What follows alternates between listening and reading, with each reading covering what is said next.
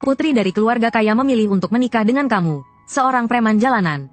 Hanya untuk mencicipi sedikit makanan sisa. Meskipun dia sudah bertekad saat melarikan diri ke kota Wangzhou, Jiang Chaiwei sudah memutuskan. Tapi saat ini, bersembunyi di dalam rumah tua, dia meletakkan sebilah pisau tua berkarat di bawah tubuhnya. Tidak berani tidur dengan tenang. Dia takut pada suami yang belum pernah ditemuinya. Tiba-tiba, dia yang mabuk menerobos pintu dan merobek bajunya. Pada saat ini, kamu baru saja terlempar ke masa dinasti Ji yang penuh kekacauan.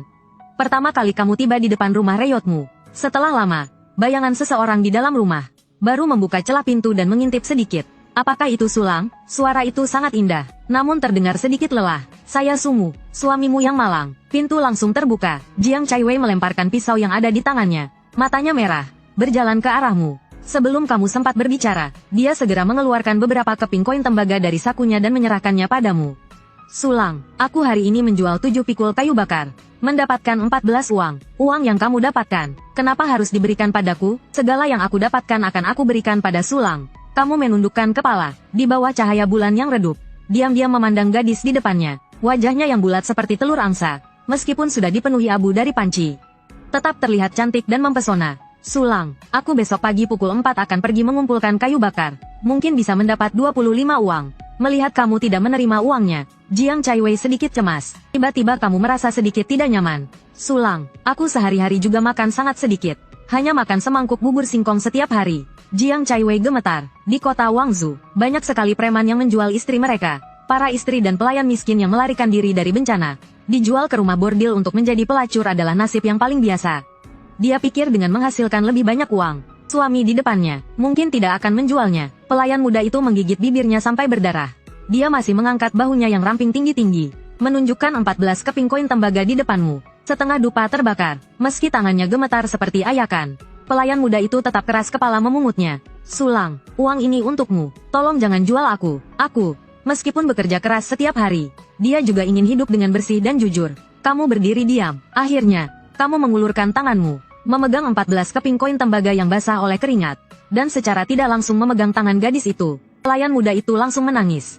Terima kasih, Sulang. Kamu menghela napas untuk dunia yang kejam ini. Hanya merasa bahwa 14 koin tembaga di tanganmu begitu berat, seolah-olah diisi dengan timah. Begitu kamu masuk ke dalam rumah, pelayan muda itu buru-buru membawa semangkuk bubur singkong yang panas dan berlari ke arahmu. Kamu baru saja makan 2 suapan, namun rasanya seperti menelan lilin, sangat sulit ditelan. Tapi kamu khawatir kalau pelayan muda itu berpikir yang aneh. Dia hanya bisa menarik napas dalam-dalam, dan tidak lupa berpura-pura senang sambil mengusap mulutnya. Kamu berdiri dan berkata, besok tidak perlu bangun pagi untuk mencari kayu bakar. Aku telah menyimpan uang di bawah selimut. Mendengarnya, Jiang Chaiwei sangat terkejut. Suara yang terdengar penuh dengan kegelisahan. Sulang, uang yang aku dapatkan. Suara itu samar-samar terdengar seperti tangisan. Dia khawatir jika uang itu diterima, beberapa hari kemudian dia akan dijual. Kamu dengan sedikit putus asa mengusap dahi. Maksudku, aku ingin kau membelikanku beberapa selimut. Ku mengerti. Suara Jiang Chaiwei mulai melunak. Tidurlah lebih awal. Setelah itu kamu berbalik dan meninggalkan rumah yang rusak. Jiang Chaiwei berdiri di satu sisi, tidak berani membuka mulut untuk menahanmu. Dia takut membuatmu kesal lagi. Kamu berjalan hampir 100 langkah, lalu melihat ke belakang. Melihat Jiang Chaiwei dengan kasihan mengambil kendi tanah, menuangkan sisa terakhir bubur singkong ke dalam mangkuk kasar, kemudian memakannya dengan lahap. Keesokan harinya, kamu berjalan di jalan bersama sahabat masa kecilmu, Sihu. Pikirannya terfokus pada bagaimana cara menghasilkan uang dan bertahan hidup. Saat itu, sebuah kereta kuda lewat. Sepanjang jalan, aroma anggur menyebar. Kamu mengangkat kepalamu dengan terkejut, dan segera memutuskan untuk membuat minuman suling untuk dijual. Menghabiskan setengah liang perak, membeli 20 jin jagung tua untuk dibawa pulang. Bekerja keras sepanjang hari, hanya tinggal menunggu fermentasi menjadi minuman keras. Beberapa hari terakhir ini kamu tidak bisa beristirahat dengan baik. Tanpa sadar, kamu tertidur di atas ranjang kayu. Saat sore hari, kamu terbangun. Jiang Chaiwei dengan senang hati berlari keluar. Seperti malam sebelumnya, dia belum berkata apa-apa. Dia langsung mengulurkan koin tembaga yang ada di tangannya ke hadapanmu. Sulang, saya hari ini bekerja mencuci pakaian dan mendapat 20 sen. Melihat tangan yang bengkak itu, kamu ragu sejenak, namun akhirnya menerima koin tembaga itu untuk kedua kalinya. Penampilannya benar-benar mirip preman kecil yang datang untuk menagih utang. Namun Jiang Chaiwei tampak sangat senang. Dia berlari cepat masuk ke dalam rumah dan membawa semangkuk bubur talas. Kamu sudah makan? Saya sudah makan 2 mangkuk besar. Kamu tentu saja tidak percaya dengan kata-katanya. Kamu mengibaskan tanganmu dan berkata, saya sudah makan di restoran. Kamu simpan saja untuk diri kamu sendiri. Setelah itu kamu berpura-pura mengeluarkan suara kenyang. Dengan mangkuk besar di tanganmu, Jiang Chaiwei berdiri sebentar, akhirnya mempercayai kata-katamu dan berbalik untuk masuk ke dalam rumah. Setelah kamu pergi, dia menundukkan kepalanya dengan senang hati dan mulai makan. Kamu yang bersembunyi di kejauhan tersenyum dan diam-diam pergi. Beberapa hari kemudian, akhirnya kamu menyuling alkohol yang telah difermentasi menjadi minuman keras. Sambil berpikir untuk menjualnya di pasar. Entah kapan, di depan gerbang rumah yang rusak sudah ada 5 atau 6 sosok berdiri di sana. Yang terdepan adalah pelacur terbesar di kota Wangzhou. Si pembunuh istri, Jiang Chaiwei yang awalnya keluar dari rumah. Melihat kedatangan si pembunuh istri, wajahnya langsung berubah pucat. Tubuhnya gemetar dan dia bersembunyi di balik pintu. Si pembunuh istri yang mengenakan gaun sutra cerah menepuk tangan. Kemudian duduk di kursi kayu di samping. Saya sangat heran. Sudah lama sekali. Mengapa kakak Muki belum menjual istrinya? Kamu sedikit mengernyitkan dahi. Mengapa menjual istri? Apakah kamu bodoh? Seluruh kota Wangzhou. Siapa yang tidak menjual istri? Kamu harus menceraikan istrimu dulu. Baru menjualnya. Begitu akta rumahmu kosong. Tentu akan ada gadis yang mau membayar beberapa tael perak untuk masuk dalam akta rumah. Masuk ke kota Wangzhou, apalagi istri kecilmu ini, masih berhutang 15 tael perak. Kamu tertunduk, lalu berbalik. Melihat Jiang Chaiwei sudah menundukkan kepala, tubuhnya yang kurus dan lemah. Tremor di udara dingin, ayahnya yang sakit parah meninggal sebelum dia. Hanya untuk membeli obat saja sudah habis 3 atau 4 tael perak. Si pembunuh istri menarik tangannya ke dalam lengan bajunya, berkata dengan suara mengejek. Jiang Chaiwei yang ada di balik pintu sudah memerah matanya dan kebingungan. Sulang, jangan bicara, masuk ke dalam. Kamu berdiri di depan pintu, tidak membiarkan pintu terbuka. Ini pasti bukan sulang kita. Apakah dia yang tidak tega karena terlalu mencintai? Di belakang pembunuh istri, 5 pria besar dengan pakaian kasar tertawa keras sambil memegang tongkat pengawas. Jiang Chaiwei yang duduk di tepi tempat tidur gemetar. Dengan ekspresi putus asa, dia mengangkat kepalanya, melalui jendela kayu. Melihat sosok yang berdiri di depan rumah, hatinya semakin dipenuhi rasa bersalah.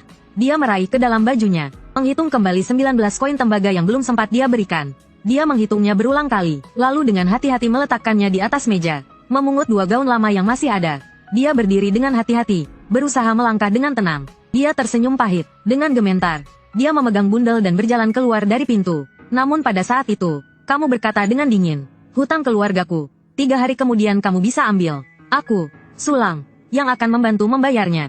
Mendengar kata-kata itu, Jiang Chaiwei berhenti di tempat. Kemudian dia berjongkok di tiang pintu. Seperti seorang anak. Dia memeluk wajahnya dan menangis. Sulang berubah. Pembunuh istri itu seolah-olah menghela napas, seolah marah. 3 hari lagi, aku akan datang untuk mengambil 15 tael perak. Jika kamu tidak bisa membayar, ikut mati bersama wanita rendahan itu.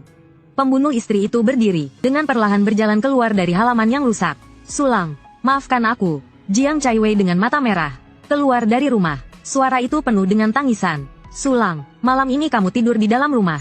Suara itu semakin mengecil, hingga menjadi sangat halus seperti suara nyamuk. Kamu tahu betul Jiang Chaiwei ingin menawarkan dirinya. Tapi kamu tidak mau. Kamu dan Jiang Chaiwei sekarang bukan pasangan yang bahagia, melainkan terikat bersama. Saya tidur di kandang sapi saja. Selama 2 hari ini jangan keluar untuk mengumpulkan kayu. Sulang, saya akan menghasilkan uang. Mendengar itu kamu menghela napas. Suruh dia di rumah membantu menambahkan beberapa palang kayu untuk menutupi dinding halaman. Usaha minuman keras baru saja dimulai. Kamu tidak ingin terlalu banyak orang tahu. Saya mengerti. Jiang Chaiwei masih terlihat gelisah. Pergilah tidur. Saya sudah menerima koin tembaga milikmu tadi. Itu sebagai janji saya untuk tidak menjual istri. Mendengar itu, Jiang Chaiwei berbalik. Air mata terus mengalir di pipinya. Keesokan harinya pagi-pagi sekali, kamu bersama dengan Sihu dan beberapa kendi arak pergi ke pasar. Toko arak tua di bulan Februari hanya berani menjual 2 sen perak. Tapi kamu langsung menawarkan harga 3 liang perak per kendi. Banyak orang penasaran berkumpul di depan gerobak kayu. Kamu tersenyum, menata serangkaian gelas kecil di atas papan kayu. Satu persatu kamu tuangkan sedikit ke dalamnya. Sekejap, aroma anggur yang kaya menyebar ke hidung orang-orang yang menyaksikan di sekitar. Saudara-saudara, segelas ini gratis. Kamu menangkupkan tangan dan membungkuk, dengan santai memandang ke arah restoran mewah di seberang. Untuk memasarkan arak pribadi ini, tujuan utamanya adalah restoran mewah terbesar di Wangzhou City. Tidak lama kemudian, kerumunan di depan gerobak kayu mulai memerah wajahnya. Terlihat sangat antusias dan riuh. Ayo, ambilkan 2 liang untukku. Setelah meminum anggur ini, rasanya seperti menjadi seorang dewa. Hanya dalam waktu singkat, 5 hingga 6 kendi arak pribadi terjual. Hanya tersisa 1 kendi. Setelah kerumunan akhirnya bubar, kamu masih belum berniat untuk membungkus barangmu. Saat itu, di restoran mewah seberang, seorang pria gemuk paruh baya diam-diam berdiri. Akhirnya dia memanggil seorang pelayan untuk meminta agar kamu membawa arak ke sana. Pemilik restoran, Zhou Fu, menyipitkan matanya dan setelah meminum segelas, wajahnya terlihat senang, tapi segera ia menutupi ekspresinya. Sedikit agak kering, tetapi tetap saja, Tidak sebaik arak dari Februari Chun. Kamu tersenyum tipis, memeluk kendi arak dan berjalan keluar. Kini giliran Zhou Fu yang cemas. Dia segera menghentikanmu dan bertanya tentang harga. Mendengar harga 3 liang, Zhou Fu menggertakkan giginya dan memutuskan untuk membeli 50 kendi. Kamu memintanya untuk membayar deposit 30 liang terlebih dahulu. Dan harus menyerahkan barangnya dalam waktu setengah bulan. Kamu, seorang pemuda jalanan yang suka menganggur. Bagaimana jika setelah menerima uang kamu kabur? Zhou Fu tampak tidak senang. Melihatmu yang sedang memeluk kendi arak dan hendak pergi. Dia melemparkan sekarung uang di atas meja. Suara Zhou Fu terdengar dingin. Nah, kalau kamu berani menipu aku punya banyak orang yang bisa membunuh keluargamu. Keesokan paginya, 5 pengemudi kereta yang kamu sewa dengan harga tinggi datang tepat waktu. Hari ini kamu akan keluar kota untuk membeli gandum dan membuat arak. Kamu tiba di gudang gandum terbesar di kota terdekat. Pedagang beras langsung menawarkan harga 3 liang per kereta gandum campuran. Harga ini hampir 2 kali lipat dari harga biasanya. Kamu mengernyitkan dahi. Hampir seluruh persediaan gandum di daerah sekitar sudah dibeli habis oleh pedagang beras ini. Namun detik berikutnya, pedagang beras yang semula masuk ke gudang gandum kembali keluar dengan senyum dingin di wajahnya. Di luar kota, 10 li jauhnya, ada 5 kereta gandum hanya seharga 10 liang. Kamu tahu ada yang tidak beres. Namun tetap saja kamu mengangguk dan menyetujui kesepakatan. Pemandu jalan tampaknya sengaja memperlambat waktu. Baru saat langit mulai gelap mereka menemukan gudang gandum yang tersembunyi. Tuan, ada yang aneh. Pengemudi kereta, Chen Sheng, berjalan mendekat dengan raut wajah cemas. Gandum tidak masalah, tapi begitu langit gelap, bahkan pasukan patroli yang ada di sekitar akan kembali ke kamp. Kamu segera memutuskan untuk segera berangkat dan membawa gandum kembali. 5 kereta berjejer panjang melaju cepat di jalan berlumpur. Di depan adalah jalan besar. Aman sekarang. Sihu yang duduk di kereta depan berbalik dan berteriak. Namun, tanpa diduga, kamu dengan dingin berkata, Sihu, belok ke jalan kecil. 5 kereta kuda hampir saja berbelok ke jalan kecil. Namun siapa sangka, di persimpangan jalan kecil sudah penuh dengan batang pohon tumbang. Bukan hanya itu, di depan tiba-tiba muncul cahaya api yang bergerak tak beraturan. Terdengar samar-samar suara teriakan liar. Itu pengungsi. Bagaimana mereka tahu kita akan kembali ke Wangzhou? Suara Chen Sheng terdengar gemetar. Kamu menggertakkan gigi. Tatapanmu cepat memeriksa sekeliling. Perintahkan untuk memadamkan lampu kereta kuda. Masuk ke hutan di sebelah kanan. Para pengungsi di belakang seperti orang gila. Dengan liar menyerang dari segala arah. Memakan kuda atau manusia. Semua mengarah pada kematian. Kita tidak bisa mati kelaparan. Sebuah suara penuh bujukan berteriak keras dari belakang. Orang-orang ini benar-benar gila. Chen Sheng memacu kudanya dengan putus asa. Nada suaranya sudah penuh dengan ketakutan. Kamu segera memerintahkan kusir untuk merobek karung gandum. Lemparkan 2 karung beras dan gandum ke bawah. Dalam sekejap, debu dari beras dan gandum berterbangan ke udara. Para pengungsi yang mengejar dengan gencar itu awalnya tertegun sejenak. Namun kemudian mereka menjadi liar dan segera menyambar makanan dari tanah. Dengan susah payah jarak pun mulai terjaga. Namun suara dari belakang kembali terdengar. Dengan ekspresi dingin, kamu segera berpikir cepat. Kemudian menggantung semua lentera kuda di sebuah kereta. Lalu mengangkat tongkat peluit di tangan. Dan menusukkan tongkat itu dengan keras ke perut kuda tua. Kuda tua itu meringkik kesakitan dan berlari dengan liar ke depan. Pada saat yang sama, kamu dan yang lainnya masing-masing melompat ke kereta lain. Kemudian berlari menuju arah yang berbeda. Dalam waktu kurang dari setengah batang dupa, lampu lentera kereta di kejauhan semuanya padam. Malang sekali kuda tua itu harus dimakan hidup-hidup. Kamu tetap diam tak bersuara. Mengorbankan 1 kereta demi perjalanan pulang yang aman. Itu sudah merupakan akhir yang baik. Tak jauh setelah memasuki gerbang kota, kamu mendongak, langsung melihat Jiang Chaiwei dengan wajah letih. Tubuhnya yang kurus dan rapuh, berdiri menggigil di bawah tembok. Saat dia melihat iring-iringan kereta kembali, dia langsung berlari dengan penuh sukacita. Kamu merasa sesat di dada, kemudian melompat turun dari kereta. Aku sudah bilang kamu tinggal di rumah. Ini sudah malam. Kenapa kamu masih keluar? Aku khawatir denganmu, Tuan Su. Jiang Chaiwei menundukkan kepala, suaranya seperti bisikan.